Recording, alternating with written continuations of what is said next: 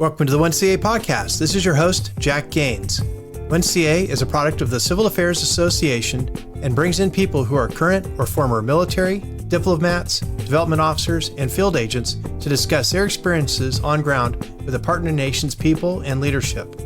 Our goal is to inspire anyone interested in working the last 3 feet of foreign relations. To contact the show, email us at capodcasting@gmail.com or look us up on the Civil Affairs Association website at www.civilaffairsassoc.org. I'll have those in the show notes. Also, today's guests would like to state that the comments in their interview are their opinions and represent themselves and no other organization. So let's get started. Welcome to the 1CA podcast. I'm your host, Assad Raza, and today our guests are Henrique Garbino, Jonathan Robinson, and Joao Valdetaro, the authors of Civil Military What? Making Sense of Conflicting Civil Military Concepts. First, I really love your title as a former civil affairs guy and working with the United Nations in the past. It really demonstrates the different perspectives that we have about civil military operations globally based off of these different lexicons that are out there. So before we start, can you quickly introduce yourselves with a little bit of background for our listeners? Yes, I can start, I guess. It's Henrique Garbino, and Assad for having us here.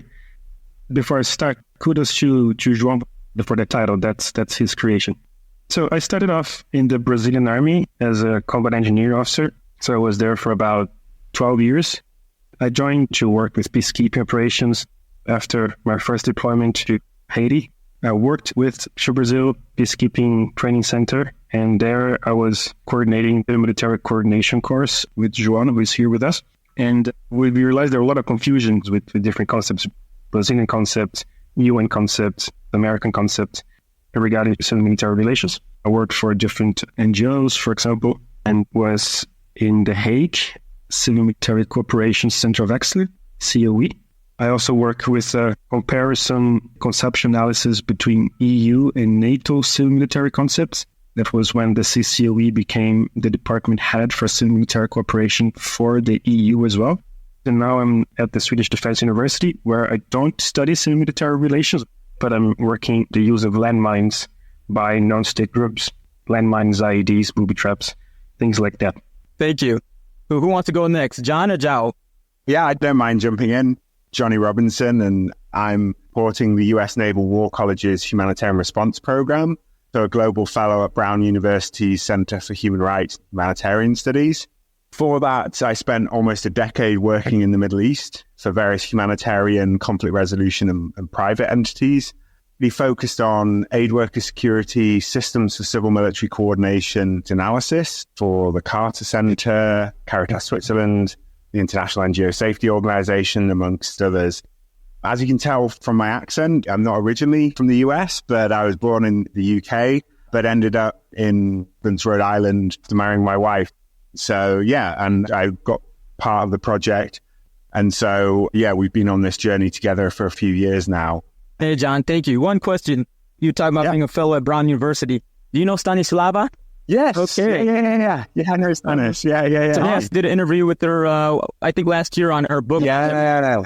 Yeah, when Rambo meets the Red Cross kind of thing. Like, wow, really, really good. Yeah, no, she's great. Yeah, it's great. Perfect, John. Thank you. Thanks, Azza, for having us. And my background's a little different from both of that. I'm still in the Army for the last 21 years. I'm a major engineer branch in the Brazilian Army. I've been working in peacekeeping issues for 10 years already. So I shared with Garbino, we were instructors back there in the Brazilian Peacekeeping Operations Center. Regarding civil affairs, I had 2 deployments in Haiti. One of them I was platoon commander, but dealt a lot with CEMEC inside the peacekeeping mission. And my second deployment, I was T3 of the Brazilian Engineer Company, and also had a lot of publics to attend to. I've also been deployed at Central African Republic. We literally set up the first CEMEC branch in the Central African Army. And that's it. This paper has been worked for a while already, and I guess it's almost ready to be published. Joao, thank you for coming on. And it seems like you have a wealth of experience. So let's get into the topic here. So in your opinion, based on your research, how have the definitions or applications of civil military concepts varied among the different organizations like United Nations, the European Union, and NATO? This is Henrique. To take a quick look at conceptual framework, like the concepts used by different organizations to organize the relationship between civilians and military actors, there is room for a lot of confusion. So I'm going to give you some examples so we can kind of visualize that more. For example, the U.S. Army Civil Affairs concept.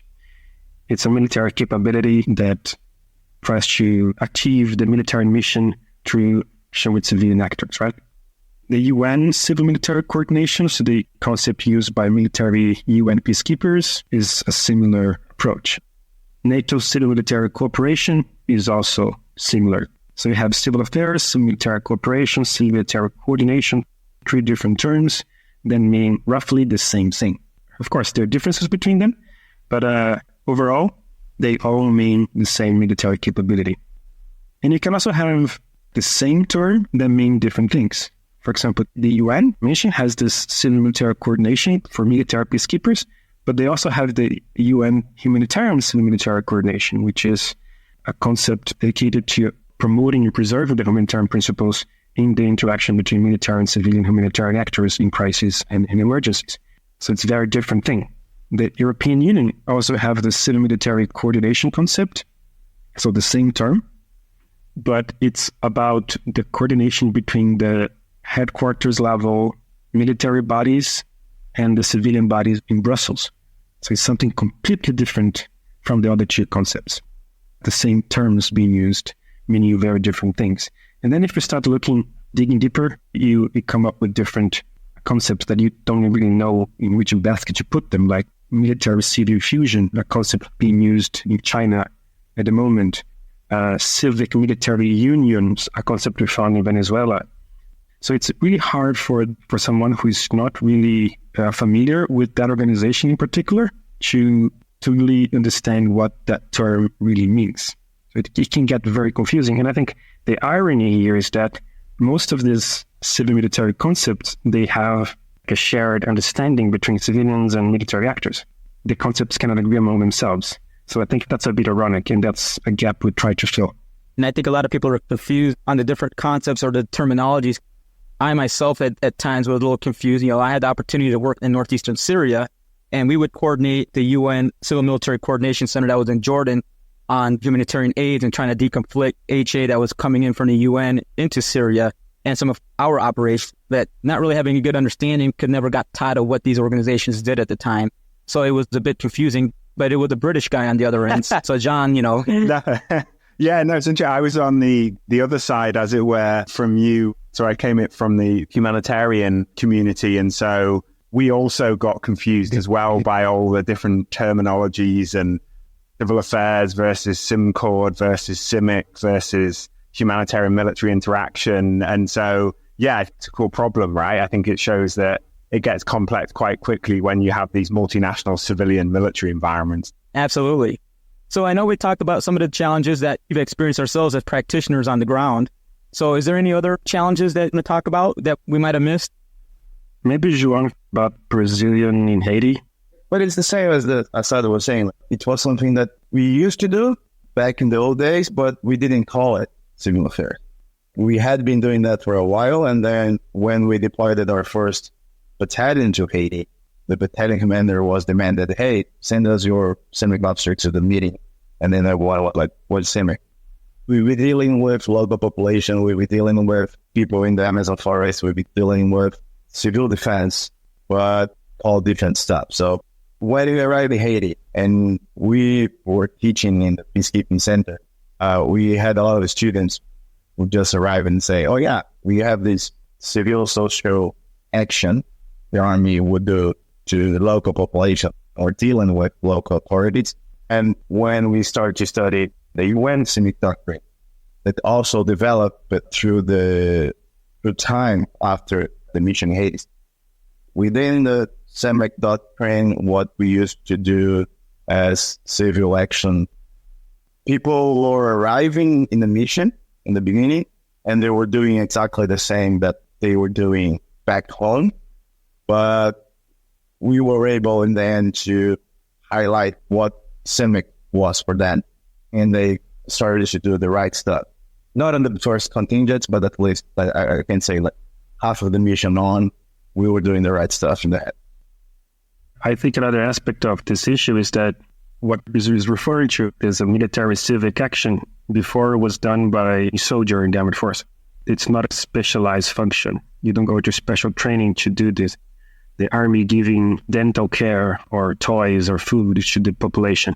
And then in a UN mission context, then you should do much more. You should partner with local organizations. You should not take the lead as a military actor. And those clashes of principles, clashes of modus operandi, that was visible. Yeah, it's something you need to unlearn first so we could learn the new doctrine. Yeah, it seems like a really big challenge because you're trying to learn on the fly, on the ground, which causes frustration with some of the other participating organizations, right? Kind of going back to the biases that some people have, especially in the nonprofit NGO organizations. I don't want to work with the military because of some of those challenges. So let's go into talking about your analytical tool, your concept that you guys developed. I know the paper you were talking about like the 4 core parameters. So can you guys talk about your analytical tool? Yes, of course. Well, the main goal of the project was to come up with a way to sort different concepts so we can see which concepts are similar from each other, which ones are different, and also why. So we can learn from each other when comparing, for example, civil affairs experiences with NATO civic experiences, but we cannot really compare UN CIMCORD, so the UN humanitarian military coordination, with civil affairs. So this was an abductive process. So we would study a specific concept in detail, like go to the guidance documents, try to break it down into what it means. Then do the same thing for the second concept and the third concept, and then try to find recurring aspects of that concept. And we tried maybe 20 different parameters, but it boiled down to 4, which are the perspective that the concept takes, the scope of the relationship between civilians and military, the level of applicability, and the structure. So for the perspective, is it mainly a military concept? It's a concept that serves the military mission? Or is it a civilian concept, a concept that serves the work of civilian organizations? Or is it a joint concept that serves both in equal level? In terms of scope, to where the relationship between military and civilian actors are placed. For example, is it about internal coordination? For example, I mentioned the European Union concept of civil-military coordination, and that's an internal scope because it's about coordination within the EU, not between the EU and external actors. Other concepts are mainly external, so it's about, for example, the humanitarian organization dealing with military external actors. Some concepts are both internal and external.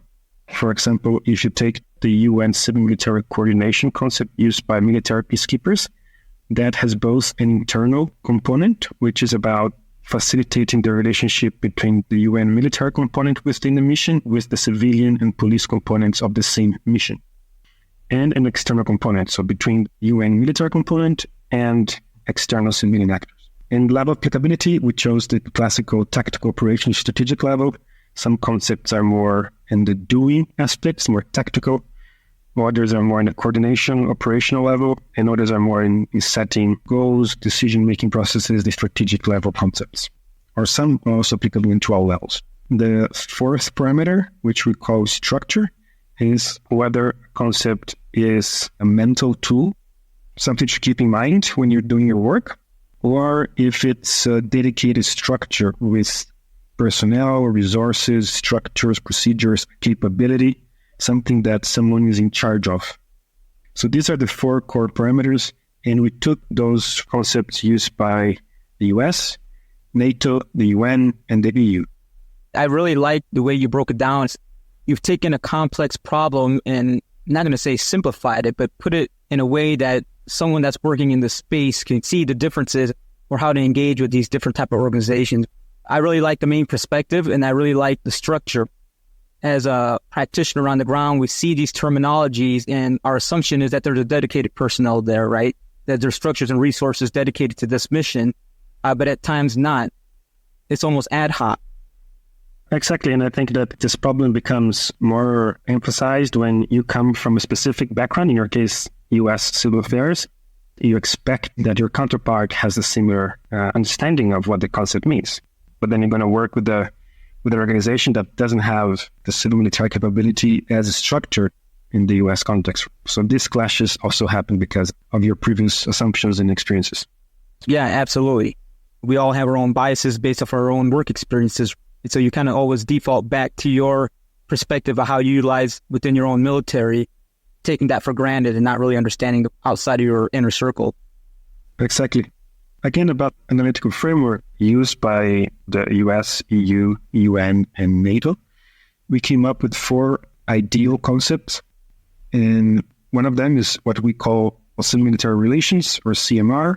And that's mostly a strategic level principle, but it's mainly related to how relations should be conducted at a broader strategic level. So here we're talking about the relationship between the Minister of Defense and the President, for example, or the armed forces in society as a whole, things like that. And the second concept is civil military interaction, which is also a non-dedicated function. So there's no one in charge of that, but it's the everyday interaction between military and civilian actors. The idea is that if you are deployed as a soldier or military actor in a crisis, if you are a cook, if you are a driver, if you are a planner, it doesn't matter, then you're going to interact with your counterpart somehow in a checkpoint or during a patrol, or when you go to the groceries, doesn't matter. And then you have 2 concepts that are dedicated functions. One takes the military perspective, which we call CIMIC, Civil Military Cooperation. So then US Civil Affairs, according to our definition, would fall into this archetype. And the humanitarian counterpart, which is the military coordination concept, or CMCORD, which is also, again, a dedicated function on the humanitarian side, facilitating interaction between humanitarian actors and the military. Sometimes it may just share information and ensure that humanitarians are not in the same time and space as the military, and sometimes they can be more cooperative activities as necessary and as suitable for the region. So with these different concepts, we can categorize them like that. Thank you, Henrique. I really like your framework and the archetypes that you just mentioned right here. In your view, do you see NATO or the UN or someone implement it in their doctrines? I hope so, but I don't want to be too ambitious about it. I think that more than anything else, this could be used as a training and education tool. So one organization can make sense of their doctrine and how it relates to others. One important thing, like you're going to be deployed, you're going to find organization X, Y, and Z. So you can go there and at least get an initial idea how that organization will work and if they have a dedicated function. And also because of that, we put all the references.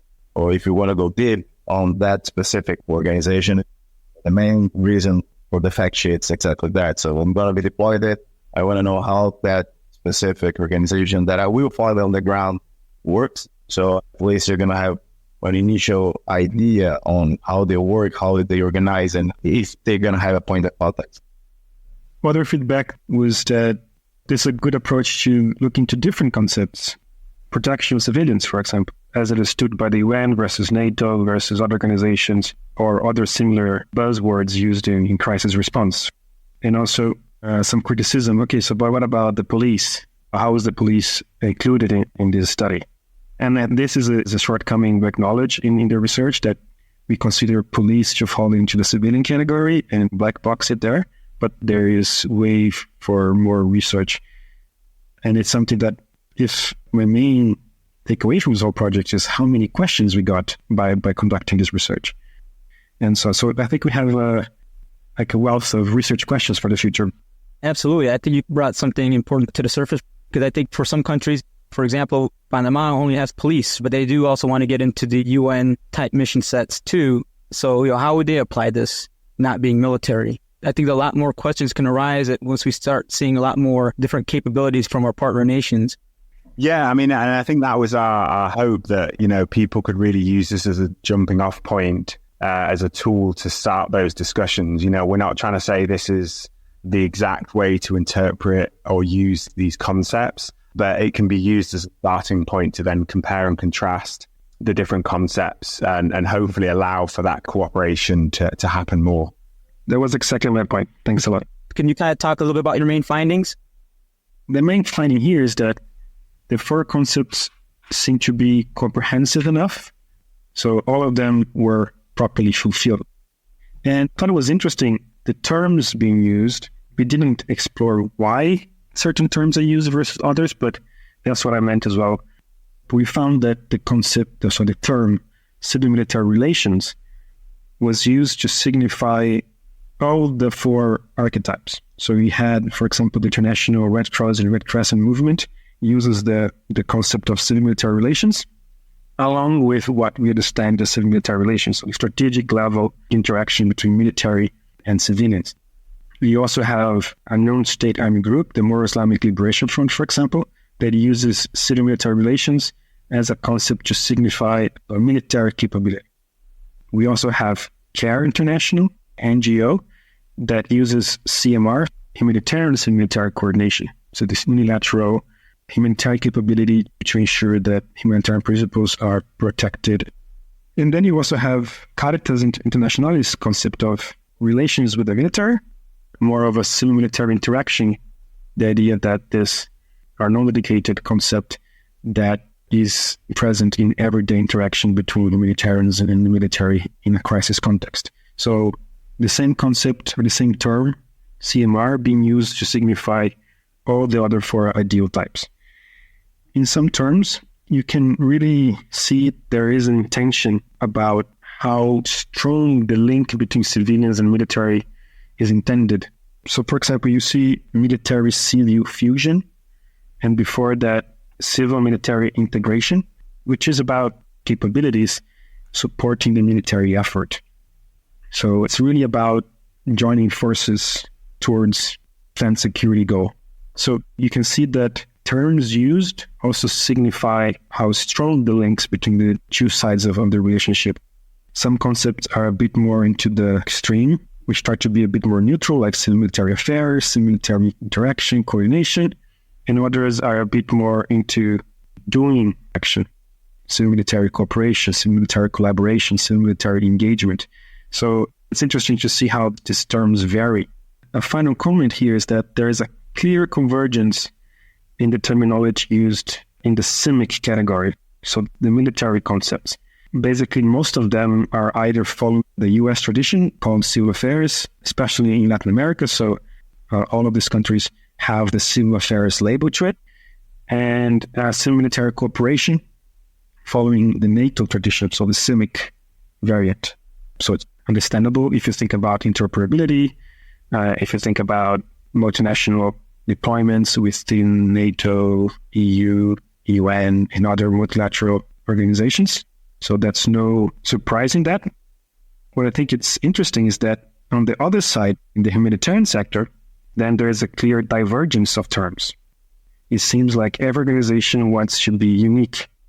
That's interesting. I like the point that you brought about interoperability and the convergence of CIMIC or civil affairs within the allies, NATO, some of our partners in the Western Hemisphere.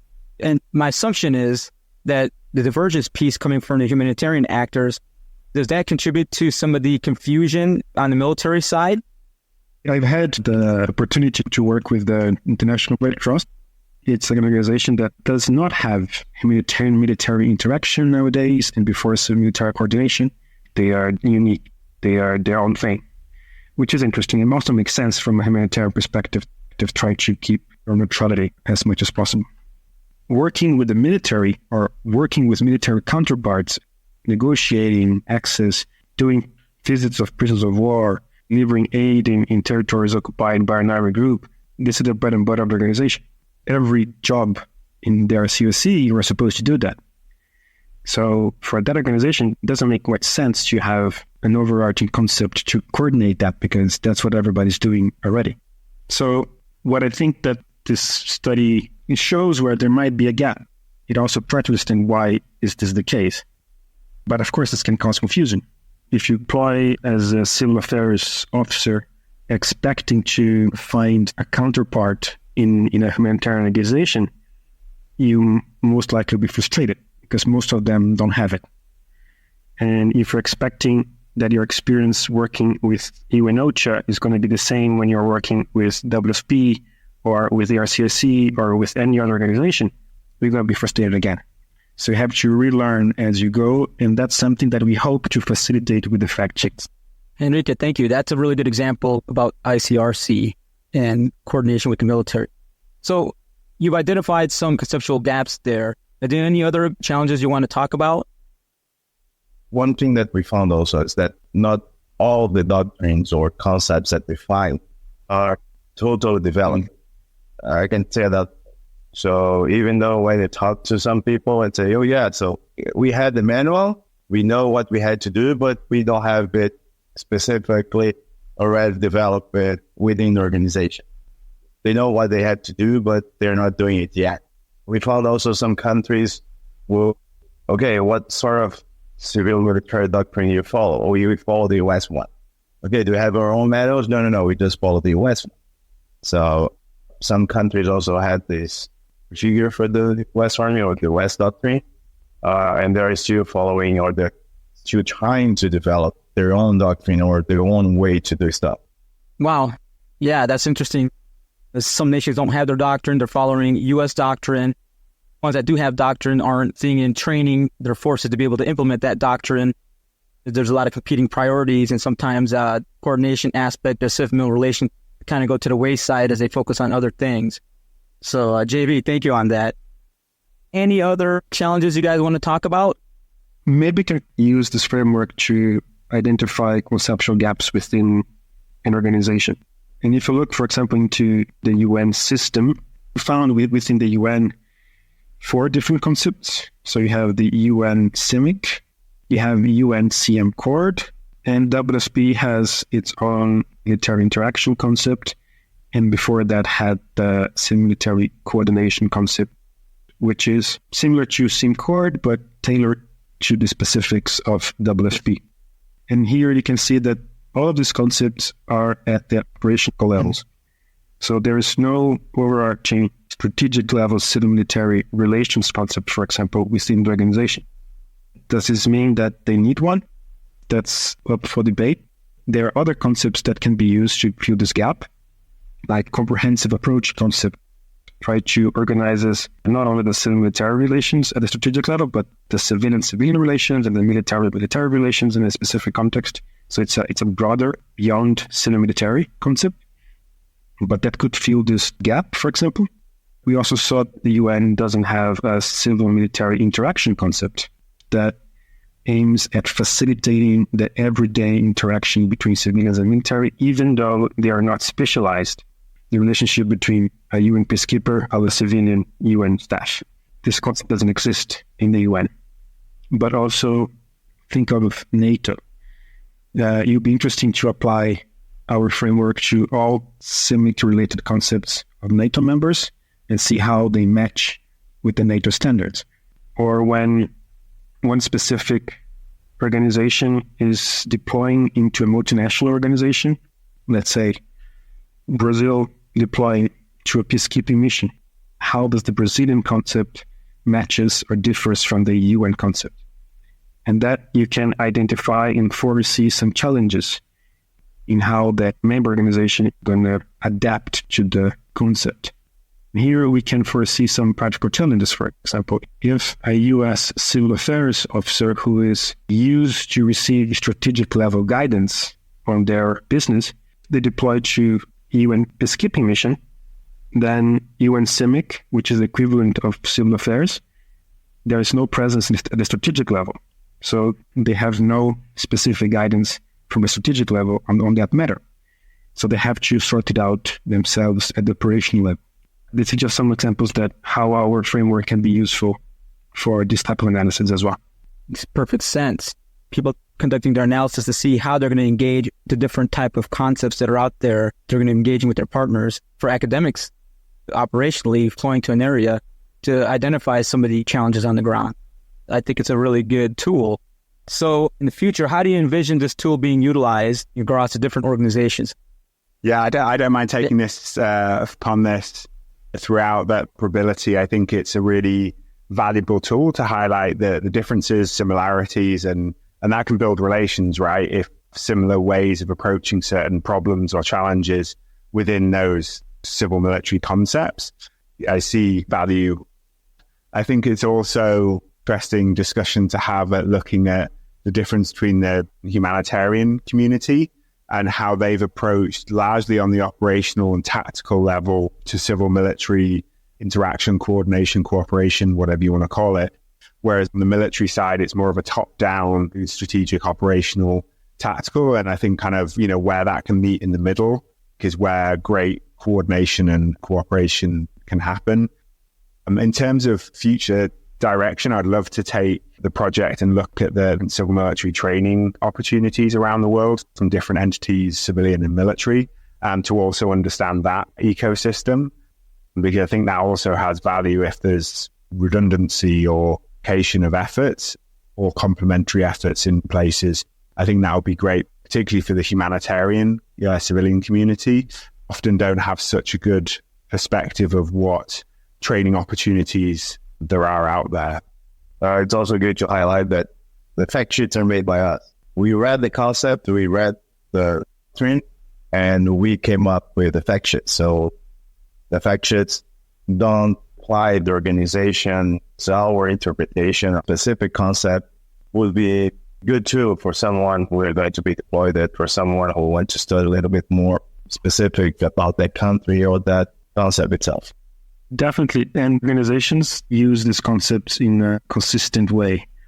If we expand the research or the framework and start looking into how the media or even academia uses concept, it's often that in one paper, the author wants to come up with a concept that is really specific to what they're studying on that particular publication.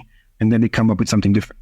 If we expand in academia, then the number of concepts would skyrocket. That's for sure. So there's much less consistency there. When we strive for specificity, we also lose the shared language relationship between civilians and military actors. And I think that's the greatest irony. Henrique, that's a good point. The more people you have involved, including academia, media, and more, snowball into something bigger and cause a lot more confusion from what you were trying to do is simplify it and have something consistent throughout the different organizations that are working in this civ-mil arena or humanitarian space that have all these different actors. So that makes perfect sense. Gentlemen, I really want to thank you for taking your time to share your research on this important topic. Having been a civil affairs guy on the ground before and seeing some of these different concepts at a time as a young officer, not really having an understanding of these different concepts, I think this is a really important research, and I really appreciate you guys creating this analytical framework, and I hope it gains traction within the different organizations that are working in the space. So thank you for your time, and I really appreciate it, and we'll see you on the ground somewhere. Thank you. That's Thanks, for sure. See ya. Thanks for listening. If you get a chance, please like and subscribe and rate the show on your favorite podcast platform. Also, if you're interested in coming on the show or hosting an episode, email us at capodcasting@gmail.com. And now, most importantly, to those currently out in the field, working with a partner nation's people or leadership to forward U.S. relations, thank you all for what you're doing. This is Jack, your host. Stay tuned for more great episodes. 1CA Podcast.